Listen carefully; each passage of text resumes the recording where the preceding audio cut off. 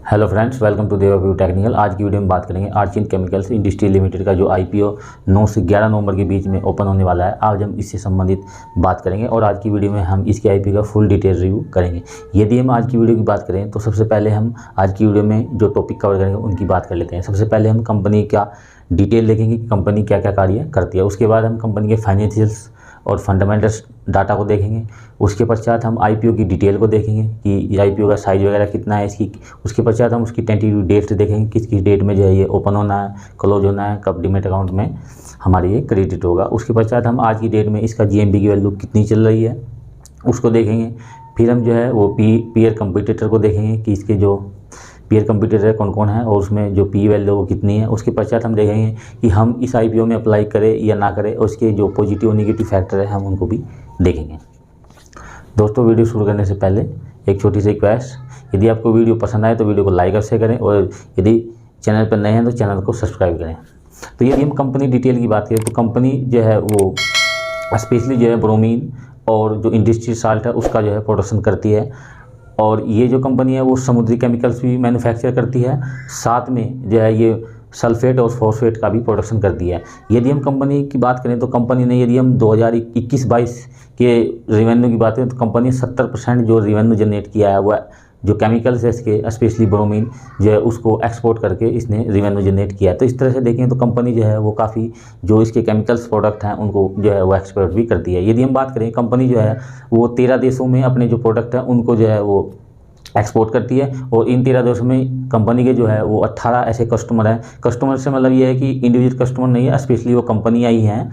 तो और यदि हम डोमेस्टिक की बात करें तो इंडिया में जो है वो 24 इसके ऐसे कस्टमर हैं जिनको जो है ये अपना जो प्रोडक्ट है वो सप्लाई करती है। यदि हम बात करें तो इंडिया में जो है ये जो आर्चिन केमिकल्स कंपनी है वो सल्फेट और फॉस्फेट के उत्पादन में एकमात्र कंपनी है जो ये केमिकल्स का जो है वो प्रोडक्शन करती है। साथ में ये ब्रोमीन का बहुत ही हाई लेवल पे मास प्रोडक्शन करती है और इंडस्ट्री साल्ट का भी प्रोडक्शन करती है। इंडस्ट्री साल्ट को जो है इंडिया में ये सबसे ज़्यादा जो है वो मैन्युफैक्चर करती है और सप्लाई करती है, यानी जो उसके कस्टमर हैं।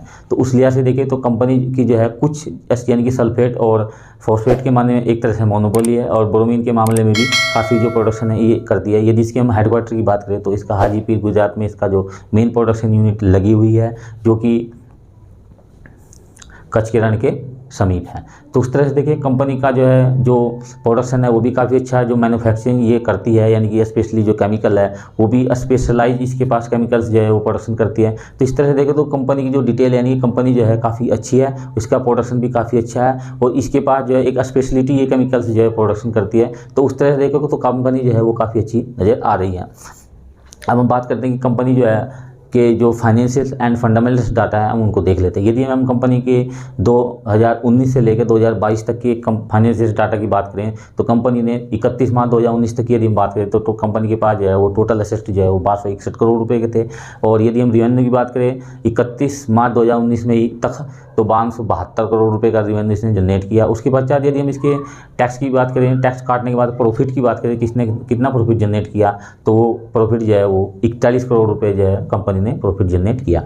उसके बाद हम 31 मार्च 2020 तक की बात करें तो 1428 करोड़ रुपए का इसके पास एसेट्स इसने पास थे। उसके बाद रेवेन्यू की बात करें तो 617 करोड़ रुपए का रेवेन्यू जनरेट किया। और यहाँ पे एक चीज़ जो इंपॉर्टेंट है, इसने माइनस के 36 करोड़ रुपए का जो है इसने प्रॉफिट की जगह लॉस हुआ इस कंपनी को, क्योंकि वो कोविड का समय था। तो कोविड के समय में जो है कंपनी के जो वर्कर्स थे वो भी यानी कि कंपनी एक तरह से बंद सी हो गई थी, तो प्रोडक्शन जो है वो बंद ही हो गया था। तो इसलिए कंपनी को जो है काफ़ी लॉस उठाना पड़ा और एक्सपोर्ट भी नहीं कोई भी प्रोडक्ट जो है वो हो रहा था। यदि हम 31 मार्च 2021 की बात करें तो कंपनी ने 1432 करोड़ रुपए के एसेट्स थे और कंपनी ने 755 करोड़ रुपए का रेवेन्यू जनरेट किया। यहाँ कंपनी को प्रॉफिट हुआ, कंपनी ने 67 करोड़ रुपए का प्रॉफिट जो है वो प्राप्त किया। उसके बाद 31 मार्च 2022 की बात करें तो कंपनी ने के जो एसेट्स थे वो 1529 करोड़ रुपए के थे। कंपनी ने जो रेवेन्यू जनरेट किया वो 1124 करोड़ रुपए का रेवेन्यू जनरेट किया और कंपनी को जो प्रॉफिट है वो काफ़ी बढ़ चुका था, यानी कि 67 करोड़ से ये जो 2022 में 31 मार्च 2022 में जो प्रॉफिट था वो 188 करोड़ रुपए हो चुका था।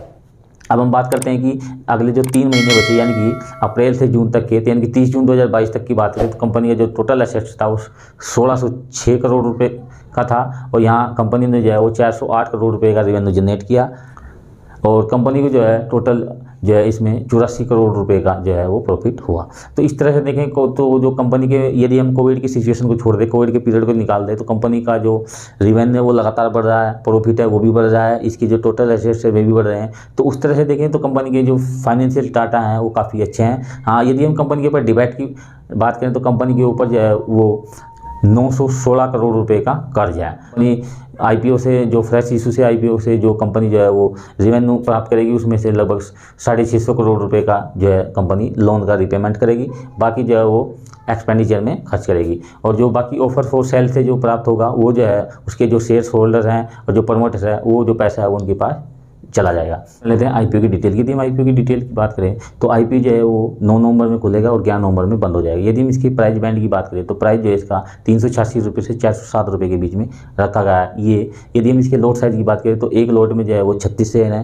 तो यदि हम आईपीओ का इश्यू साइज़ की बात करें तो 1462 करोड़ रुपए का टोटल जो है इस आईपीओ का साइज है। उसमें से यदि हम फ्रेश इश्यू की बात करें तो 805 करोड़ रुपए का जो है फ्रेश इश्यू होगा और ऑफर सेल यानी कि 657 करोड़ रुपए जो है ऑफर फॉर सेल से कंपनी को प्राप्त होंगे। तो इस तरह, और यदि हम इसकी लिस्टिंग की बात करें तो इसकी 21 नवंबर में जो है वो लिस्टिंग हो जाएगी। ये बीएसई और एनएसई दोनों के ऊपर लिस्टिंग होगा। यदि हम इसकी बात करें तो क्यूआईबी के लिए जो है इस आईपीओ में स्पेशली 75% जो है वो रिजर्व रखा गया है और एनआई या एचएनआई के लिए जो 15% जो है रिजर्व रखा गया है और 10% सिर्फ रिटेलर्स के लिए रखा गया है। क्यों? अब हम बात कर लेते हैं कि इसके जीएमपी की। यदि हम इसकी जीएमपी की बात करें तो आज की डेट में इसका जो जीएमपी है वो 55 रुपये चल रहा है और यदि ये 36 शेयर का एक लॉट है तो इस तरह से आपको 1980 रुपये जो है एक लॉट पे आज की डेट में प्रॉफिट दिखा रहा है, यानी कि आपको लगभग 13.5% का प्रॉफिट दिखा रहा है। हालांकि ये काफ़ी कम है, लेकिन यदि हम रिसेंटली देखें तो जितने भी अभी रिसेंटली जो आईपीओ चल रहे हैं उनकी जो जीएमपी का वैल्यू है वो काफ़ी फ्लक्चुएट हो रहा है, यानी कि पहले उनका जो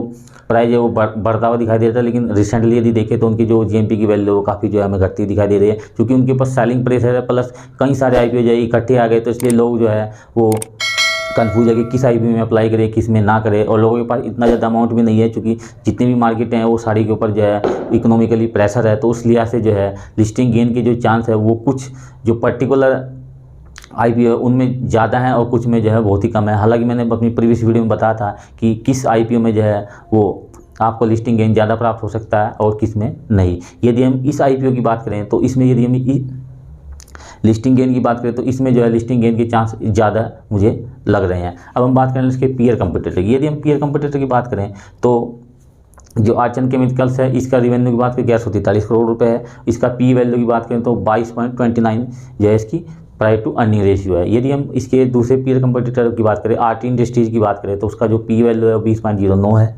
उसमें का जो रिवेन्यू 7001 करोड़ रुपए है।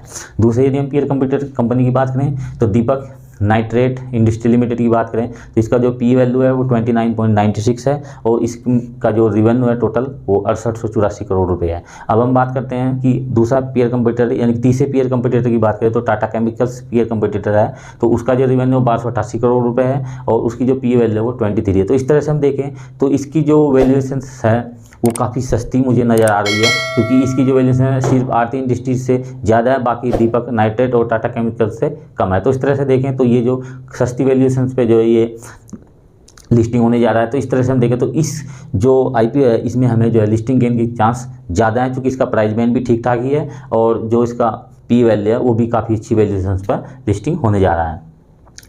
तो इस तरह से देखें तो ये काफ़ी अच्छा जो आईपीओ है मुझे लग रहा है। यदि हम बात करें कि इसमें जो है हम अप्लाई करें या नहीं करें तो इसमें जो है हमें मेरी जो पर्सनल व्यू है वो ये है कि इसमें हमें अप्लाई करना चाहिए, क्योंकि एक तो कंपनी जो है स्पेशलाइजेशन है प्लस मोनोपोली भी है, दूसरी चीज़ स्पेशलिटी जो केमिकल्स बनाती है, प्लस जो है ऐसी कंपनियाँ जो केमिकल्स कंपनियाँ होती हैं इनमें काफ़ी अच्छी ग्रोथ की संभावनाएँ होती हैं, क्योंकि हर कंपनी तो ऐसी चीज़ें बना नहीं सकती।